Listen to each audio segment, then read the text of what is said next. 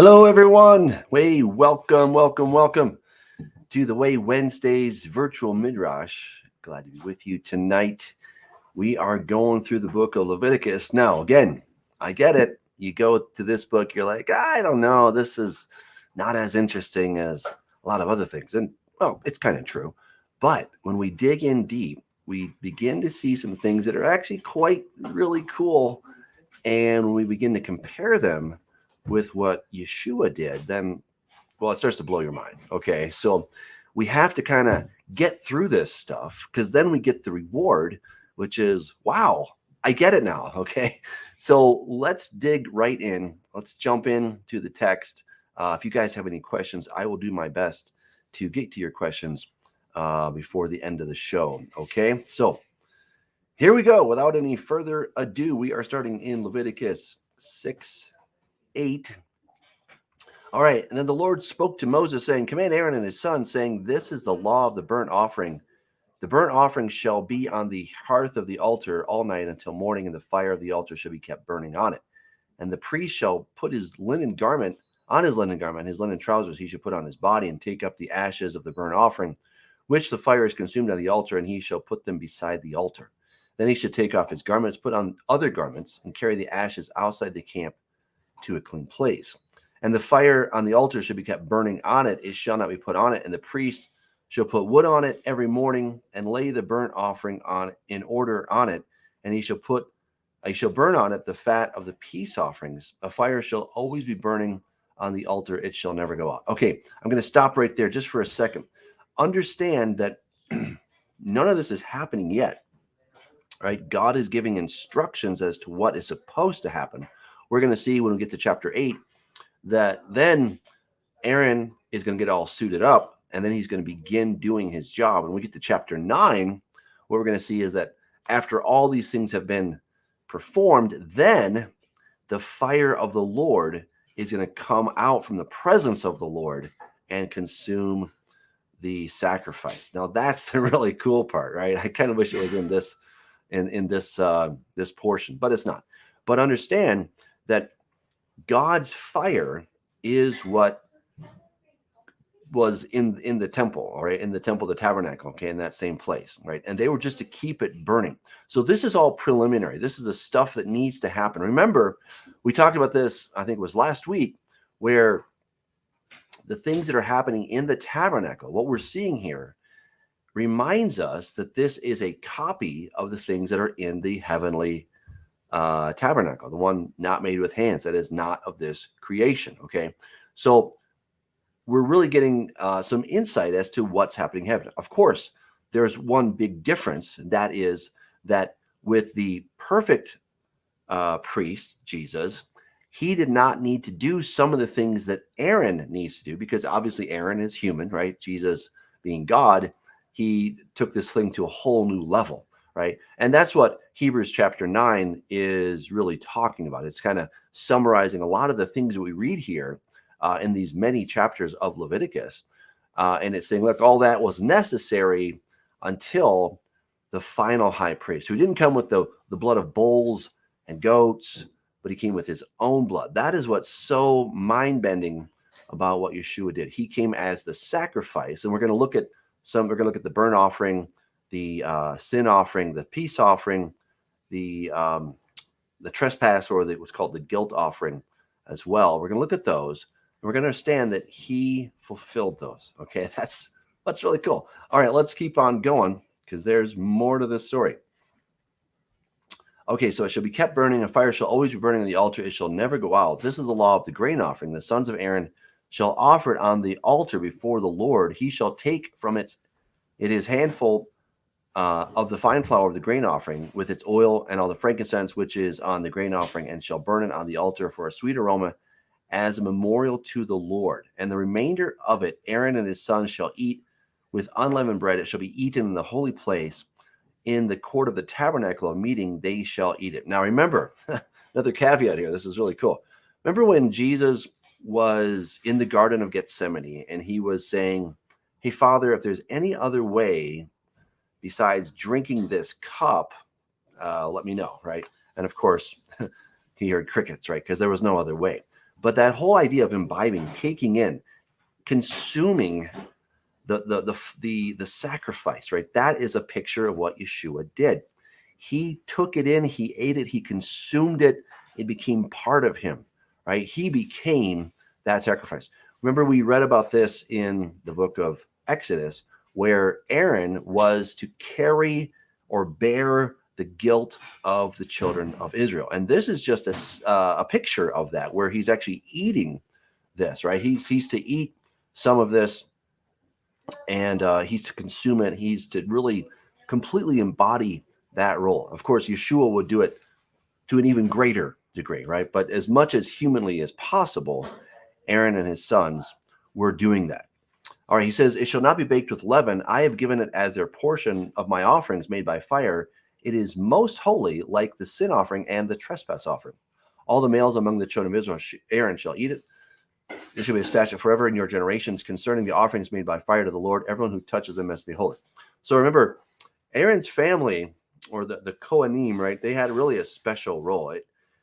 What was happening in the household of the priest was at a different level than what was happening in the households of the average Israelites, right? Because he and his family, who were they weren't like co-ministering, but they were co-consuming, right? They were participating to some degree, just by the fact that they were eating some of the things that were given. They had to operate at a different level, all right, than the average person in Israel. Then the Lord spoke to Moses, saying, this is the offering of Aaron and his sons, which they shall offer to the Lord, beginning on the day when he has anointed 1/10 of an ephah of fine flour as a daily grain offering, half of it in the morning and half of it at night. It shall be made in a pan with oil. When it is mixed, you shall bring it in. The baked pieces of the grain offering you shall offer for a sweet aroma to the Lord. The priest from among his sons who is anointed in his place shall offer it. It's a statute forever to the Lord. It shall be wholly burned. And every grain offering for the priest shall be wholly burned. It shall not be eaten. Also, the Lord spoke to Moses, saying, speak to Aaron and his sons, saying, this is the law of the sin offering. In the place where the burnt offering is killed, the sin offering shall be killed before the Lord. It's most holy. All right. So the burnt offering was to be completely consumed, utterly consumed. Okay. Now, the sin offering, the word sin, chata in Hebrew, is a more general type of you blew it. Okay. In fact, when you think about the different kinds, you have sin, trespass, and iniquity. Sin, just as it means in English, the word chata or chet in Hebrew or sin in English, both of those are synonymous. Well, not synonymous. Well, yeah, they're parallel in the sense that they just mean to miss the mark, right? Now, what's interesting is, what does it mean to hit the mark, right? Well, the word yara means to shoot. And from that, we get the word Torah or more, which is a teacher. A teacher is teaching you, right? And instructing you to do what? To hit the mark, right? That's what's so amazing about it is when you're keeping Torah, you're hitting the mark. When you're sinning, you're not hitting the mark. Okay, so that's the broadest term that we have in the Bible for just not getting it right. It doesn't matter if you were trying to, but you still messed up. Maybe you got disqualified because you were physically impure in some way. You were unclean. That was still considered a sin. And again, you can look at it different ways. You can take the nurse that is the most wonderful person, and he or she is caring for people with a deadly disease. Okay, but then, unfortunately, terribly, somehow that disease gets onto her, and then she contracts it and dies. Was it her fault? I don't think so. I mean, she was trying to do the right thing. Versus the junkie who is, knowingly, willingly shooting himself up, and he gets the same disease, right? So obviously the intent is radically different, but the end result is death. And so that is just kind of a sense of what a sin is. It doesn't matter your intentions. You somehow, some way, whatever, you still blew it. Okay. And so this is a very general offering that's going to be covered, that's provided as a covering, I should say, really, for all the people. Okay. So he goes on and he says, speak to Aaron and his son, saying, this is the law of the sin offering, the birthplace for an offering. The priest who offers it for sin shall eat it. In a holy place it shall be eaten in the court of the tabernacle of meeting. Once again, he's consuming that sacrifice, because as the priest, he is taking it in. It's becoming part of him. He's bearing the iniquities, bearing the guilt, the sin of the people on behalf of the people. Right? This is a really big responsibility. And of course, this is what we saw and we've seen in the life of Yeshua, that is what he did. So he says, everyone who touches its flesh must be holy. When the blood is sprinkled on any garment, you shall wash that on which it was sprinkled in a holy place, and the earthen vessel in which it is boiled shall be broken. And if it is boiled in a bronze pot, it shall be both scoured and rinsed and watered. All right. So again, an earthen vessel, especially back then, they didn't have the really great techniques that we have today, where we can make very fine ceramic. This would have been a clay pot, but rather porous. Okay. So if you get something in there, it's not coming out. Other than water, blood, for example, it's not going to come out. You can't wash it enough to actually get it out of there. So this is, of course, very smart on God's part, right? He's incredibly intelligent, right? Now, bronze, on the other hand, that is not porous, and so you can actually wash it quite well, and you can get out all of the residue, right? So this is kind of a very practical thing that God is pointing out here. All the males among the priests may eat it. It is most holy, but no sin offering from which any of the blood is brought into the tabernacle meeting made to make atonement in the holy place shall be eaten. It shall be burned in the fire. All right, so remember that the blood is for the atonement of your souls. You're not to eat the blood. The blood has a very specific purpose. Now, we know that it's not even healthy for you nowadays, so that's a little added benefit there. But this was something that God said again and again, and we're going to see this as we go in the book of Leviticus. You don't eat the blood. All right, now we come to the trespass offering. Sometimes this is called the guilt offering. In Hebrew, it's the word asham, which actually means guilt.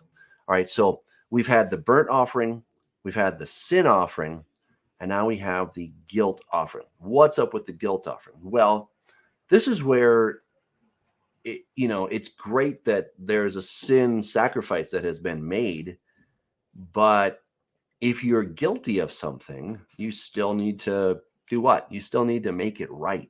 And we saw that in the last parasha, that when this comes to mind, well, you're to make it right. You're to go and then make restitution for what you've done. So this is where, when Jesus says, when you're going to the altar and you remember that you have an offense against your brother, go work it out with him first before you come to the altar, because that was always the intent. But what happened, of course, over time, because people are people, and we find ways of, getting lazy or justifying things, rationalizing what we do, is saying, well, I just need to do this thing, and then it's all good. And I think in kind of our modern speak, we can say, well, the blood of Yeshua cleanses me from all sin, and so therefore it's all good. Well, yes, Jesus was the sin offering, absolutely, and he is more than willing to forgive you, but that you're still required to go and to work it out with your brother or sister, whoever you offended. You are to make things right as much as it's possible on you. Especially if it's a monetary thing, then you need to go ahead and make that right. So I think this is where sometimes in the church, and I'm saying that with a big capital C, that it's easy for us to say, well, I don't have to do anything because I'm forgiven. And I think that's very lazy on the part of a lot of people, when really what God is wanting is that we would restore relationships, okay? Restore relationships, not just say, well, I'm good, it doesn't matter. That never was the case, and it still is not the case. You still need to go and work things out. Jesus said that very plainly, very clearly. So I think we should, of course, heed his command, right? All right. So here is the trespass offering. In the place where they kill the burnt offering, they shall kill the trespass offering, and its blood he shall sprinkle all around on the altar. Let me just make one more little comment here, where it says this is the law of the trespass offering. The word there is Torah. All right. It's unfortunate that King James, New King James, a lot of the translations don't just say this. This is the instruction of the trespass offering. I think it makes a lot more sense if you say this is the instruction, because that's what God is giving here. These are instructions. I mean, when you you buy that new gadget, you don't get the little white pamphlet, right? It's not like the laws of the thing. It's the instructions. It's telling you how to use it. It's a much better word. And guess what? If you don't read the instructions and turns out you take your cell phone and you dip it in water a bunch of times, well, who's to blame for that, right? I suppose you are, because you didn't read the instructions. And you could say it's the law. Yeah, okay, it's the law, but we use the term instructions, and that's exactly what God is giving here. Here's how you need to do it. Is it a law? Well, in a kind of technical sense, sure, but you need to do this. And just like if you throw your phone in the water, it's probably going to void your warranty. That's basically the same thing, that if you don't follow the instructions, it voids the warranty, right? And we're going to see that when we get to Nadav and Abihu, because they're going to take Esh Zara, they're going to take strange fire into the tabernacle, and that's going to cost them their lives, sadly, because guess what? They didn't follow the instructions, right? This is how accidents happen. This is why when you go to an amusement park, they say, please keep your hands and feet inside the ride at all times, because God forbid that somebody sticks a hand out and they lose it. All right. Sometimes people do die from these things. If you're not careful around electricity, you haven't read the instructions, it can kill you. It's no respecter of persons. That's what we're talking about here. So the priests need to understand and follow the instructions, because their very lives will depend on it. All right, so he goes on, he says, and he shall offer from it all its fat, the fat tail and the fat that covers the entrails, the two kidneys and the fat that's on them by the flanks, and the fatty lobe attached to the liver above the kidneys he shall remove, and the priest shall burn them on the altar as an offering made by fire to the Lord, as a trespass offering. Now, some people have suggested that the kidneys, the fatty lobe, the liver, that these were understood to be the seats of emotion versus, we could talk about the heart, and the Bible does talk about the heart as well, but the kidneys often are what were thought to be the place of emotion. And so one suggestion is that these are given up to God. You're supposed to give your emotions completely. I could see that. I mean, I think that preaches okay. I'm not sure that's absolutely necessarily the case, but I'll go with it. Okay.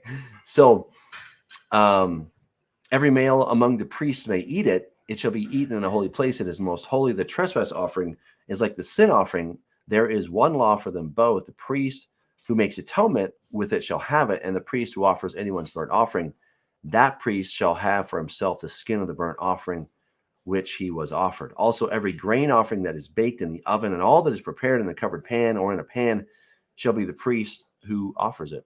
Every grain offering, whether mixed with oil or dry, shall belong to the sons of Aaron, to one as much as to the other. This is the law of the sacrifice of peace offerings, which he shall offer to the Lord. Okay, so we got done with the trespass offering. Again, specific ways that it needs to happen. All right. Now we're coming to the sacrifice of the peace offering. What's up with a peace offering? Well, as kind of the name suggests, the word shalem or shalom, right? This is to be filled, to have peace. And the purpose of this was really for fellowship. When we think a lot of times about these sacrifices, you can get the sense that, oh my goodness, they were just sacrificing galore and giving all these things to God. Well, they did that with the burnt offering. That one was completely to God, to be clear. But many of the others were really, what was it? It was a barbecue. All right. It was a barbecue. This was a big picnic that people were enjoying. When King Solomon sacrificed, thousands of animals, they didn't go to waste, but they turned into a barbecue, and they got to eat right there, and they kept the feast going for another 7 days because they're having such a great time. Right. And And, so this is about fellowship. And this is what the peace offering is about. It's for men, for humans, right, to have fellowship with one another as much as they're having fellowship with God. That is a huge part of what this is, of what's going on here. If he offers it for a thanksgiving, then he shall offer with the sacrifice of thanksgiving unleavened cakes mixed with oil, unleavened wafers anointed with oil, or cakes of blended flour mixed with oil. Besides the cakes as his offering, he shall offer leavened bread with the sacrifice of thanksgiving of his peace offering. Now, the sacrifice of thanksgiving, isn't that beautiful? This is brought freely to God. It's for thanksgiving. It's for peace. It's to say, thank you, God, for all that you've done. And these are, again, the instructions on how to do that. And from it he shall offer one cake from each offering as a heave offering to the Lord. It shall belong to the priest who sprinkles the blood on the peace offering. The flesh of the sacrifice of his peace offering for thanksgiving shall be eaten the same day it is offered. He shall not leave any of it until morning. But if the sacrifice of his offering is a vow or a voluntary offering, that shall be eaten the same day that he offers his sacrifice. But on the next day, the remainder of it may also be eaten. The remainder of the flesh of the sacrifice on the third day must be burned with fire. Now, this, I think, is just very practical, because guess what? You leave food out, especially meat, you might get away with one day, especially if it's been cooked. But then if you leave it any longer, it starts to, rot and get all nasty. So you have to get rid of it. And if any of the flesh of the sacrifice of his peace offering is eaten at all on the third day, it shall not be accepted, nor shall it be imputed to him, but it should be an abomination to him who offers it, and the person who eats it shall bear his guilt. Could just be you're going to have a really upset stomach by bearing your guilt, okay? But also understand that the thing that you brought, the intention that you had for this is not going to be accepted because you didn't follow the instructions, and it's just plain unhealthy. The flesh that touches any unclean thing shall not be eaten. It shall be burned with fire. And as for the clean flesh, all who are clean may eat of it. But the person who eats the flesh of the sacrifice of the peace offering that belongs to the Lord while he is unclean, that person shall be cut off from his people. Now, this term cut off from his people, we're not entirely sure what this means. Some people have made a case that it could mean to be killed.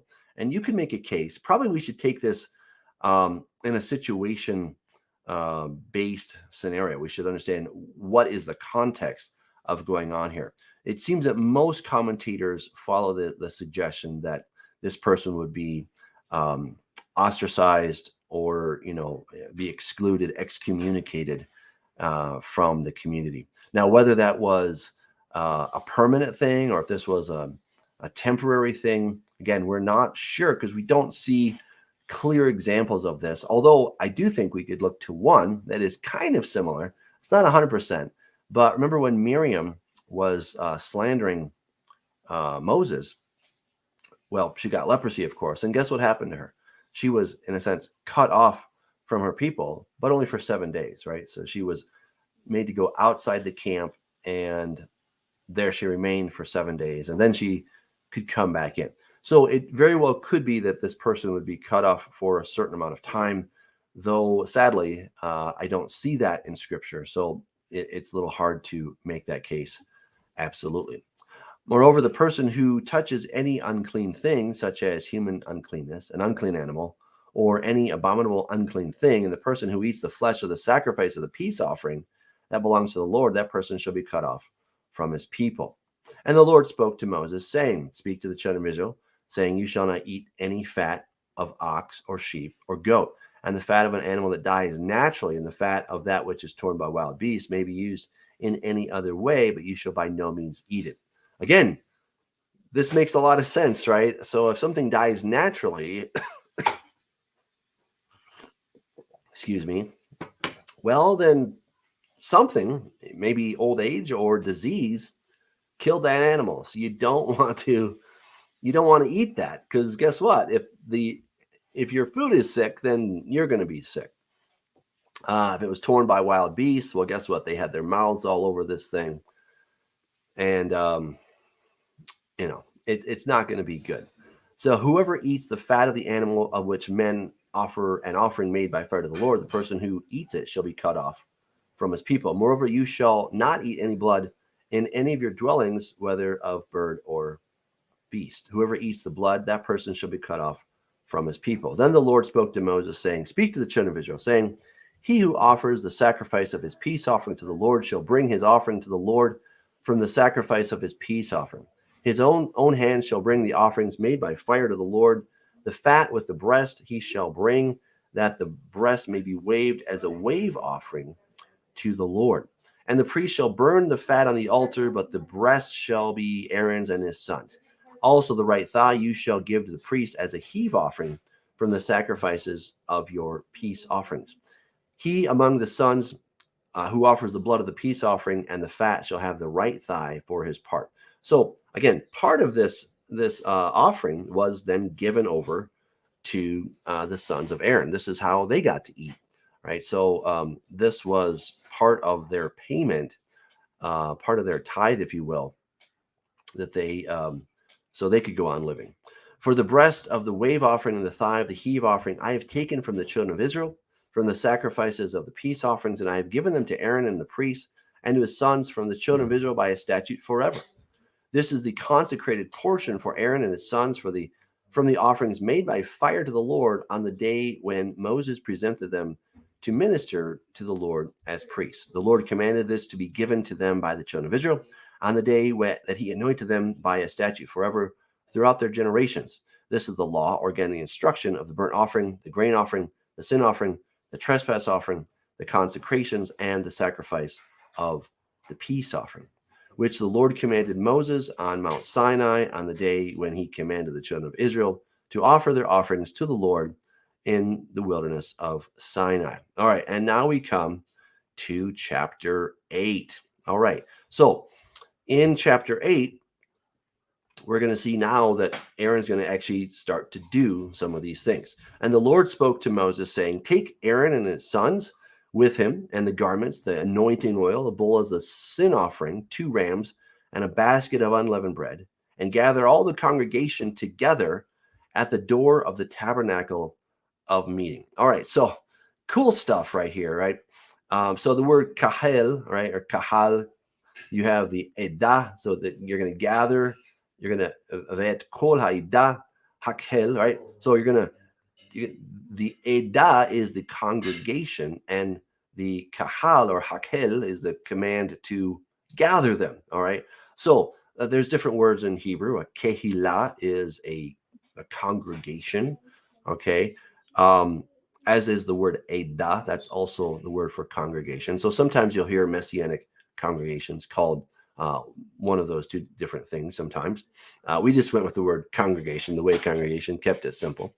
But again, how is this translated into Greek? Well, it's often translated, especially the word kahal, as the word ecclesia. All right, so it's the congregation.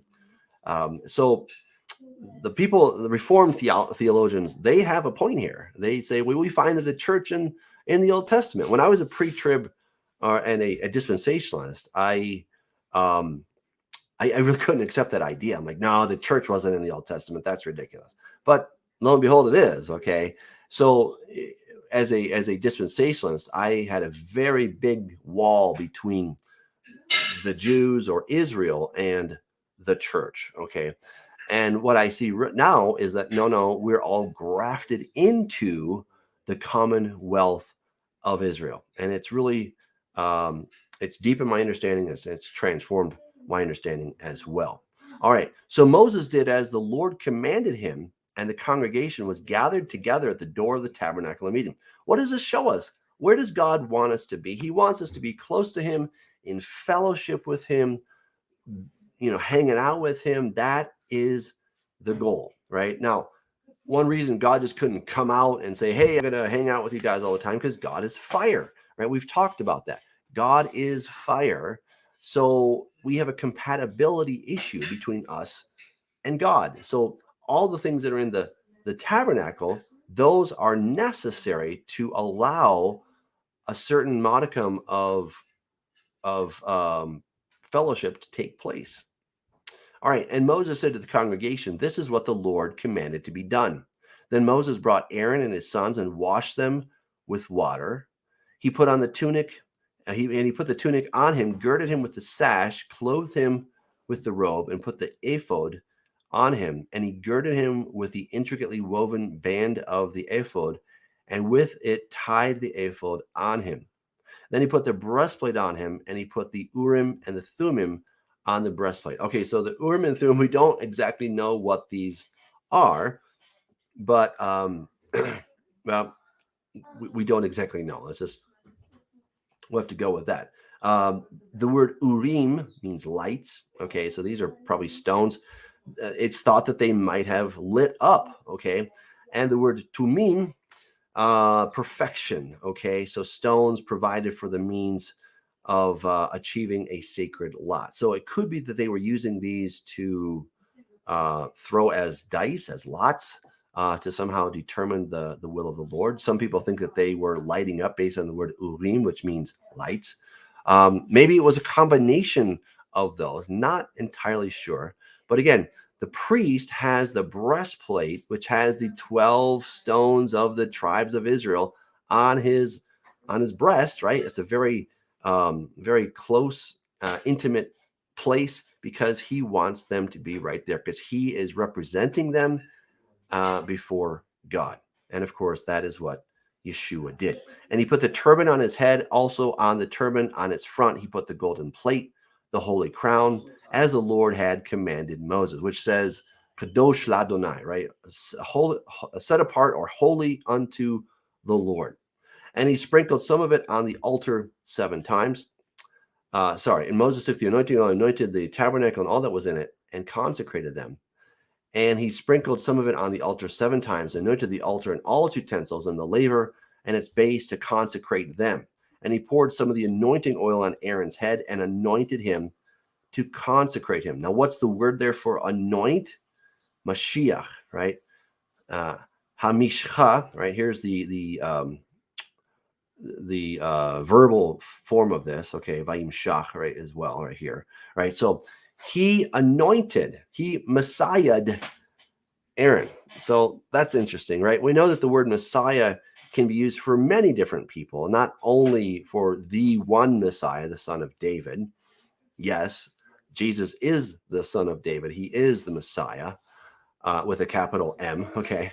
But there were also a lot of other people that had the role of Messiah, right? With a small m, if you will. And so here, Aaron has been anointed to do the job that he set out to do.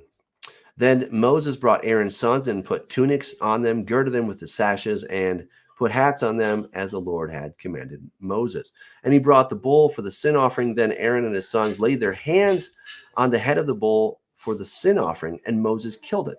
Then he took the blood and put some on the horns of the altar all around with his finger and purified the altar.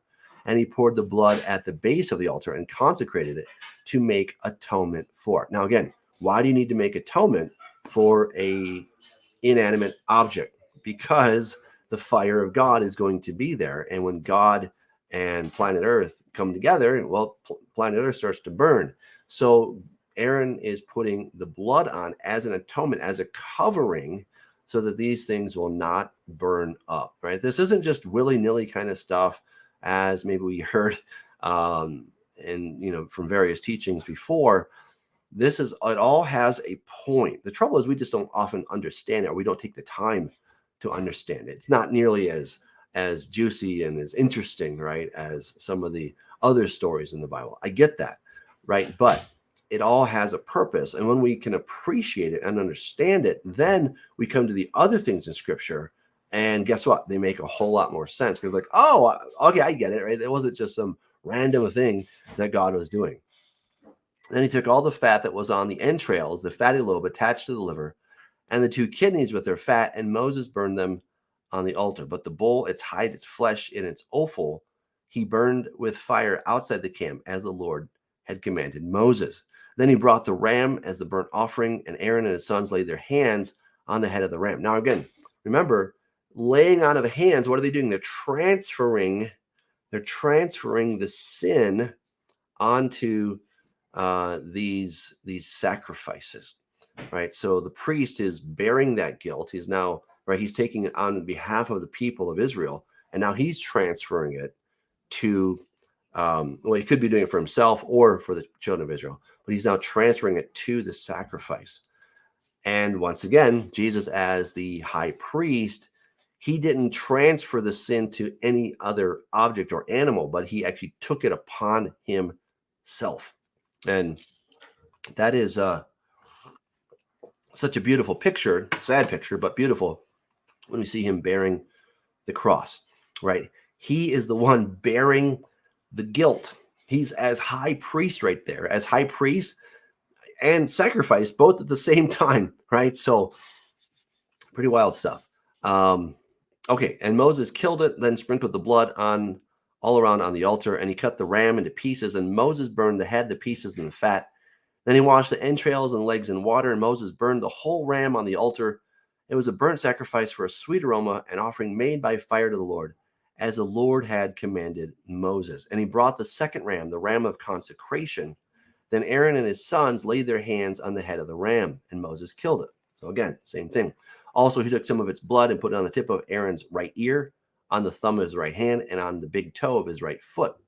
Then he brought Aaron's sons, and Moses put some of the blood on the tips of their right ears, and on the thumbs of their right hands, and on the big toes of their right feet. And Moses sprinkled the blood all around on the altar. So unlike Yeshua, here these human priests, they need to also be covered with the blood, right?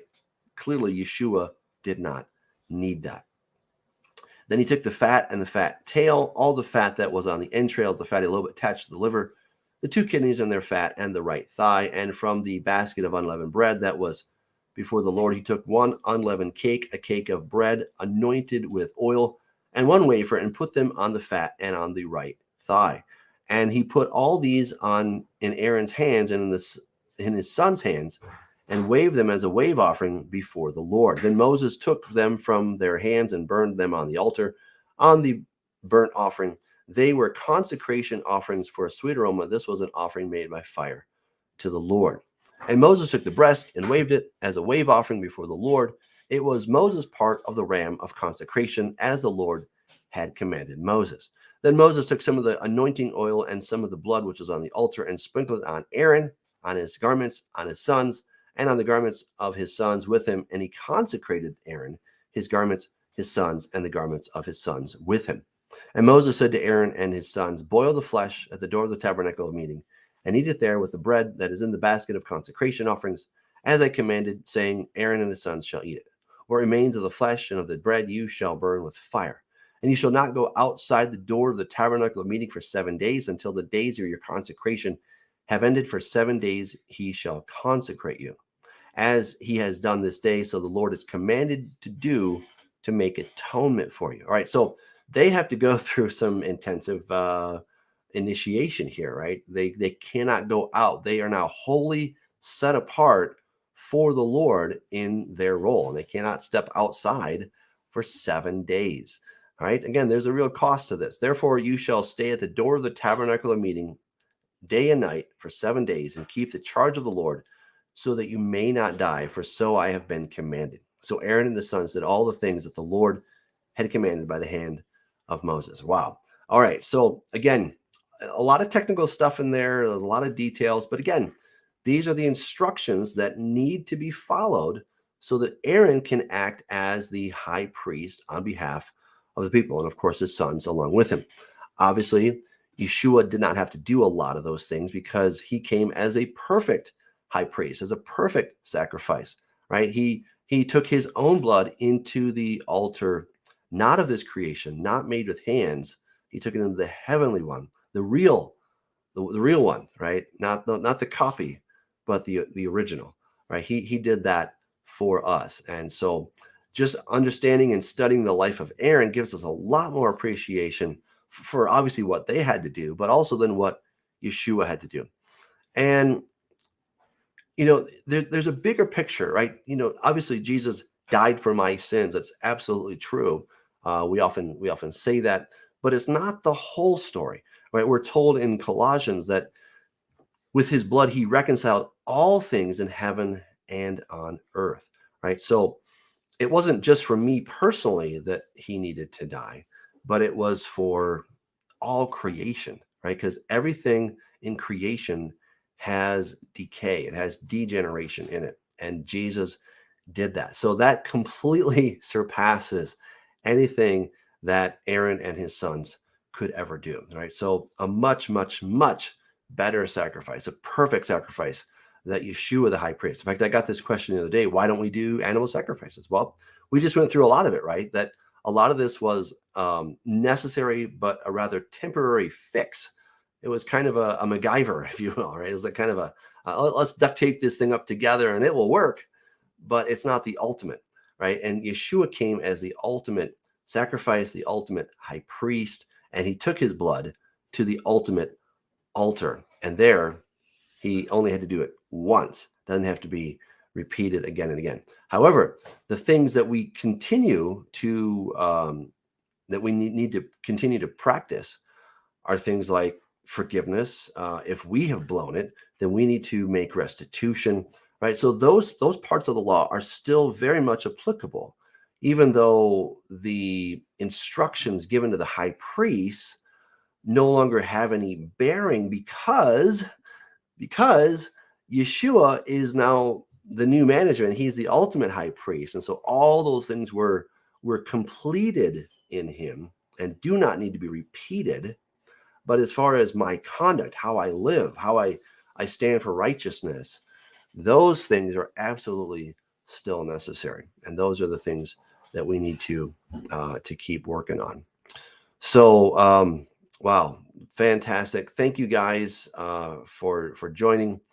Enjoy go through these passages. Of course, we'll get to it next week. So keep reading. Remember, you can always listen on the app. We have the audio Bible there, and it will read to you day by day if you want to go through the Torah portion little by little. It makes it a lot more fun and puts it all in context. So go ahead and check that out, the Way Congregation app. And if you want to join us tomorrow, I invite you to join us for a prophecy roundtable. We're going to be looking at the signs of the times. That should be fun. All right.